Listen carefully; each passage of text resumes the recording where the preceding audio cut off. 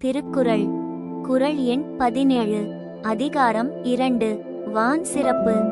நெடுங்கடலும் தண்ணீர்மை குன்றும் தடிந்தெழிலி தான் நல்கா தாகிவிடின். குறள் விளக்கம்.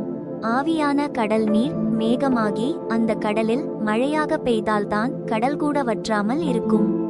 அதுபோல மனித சமுதாயத்திலிருந்து புகழுடன் உயர்ந்தவர்களும் அந்த சமுதாயத்திற்கே பயன்பட்டால்தான் அந்த சமுதாயம் வாழும்.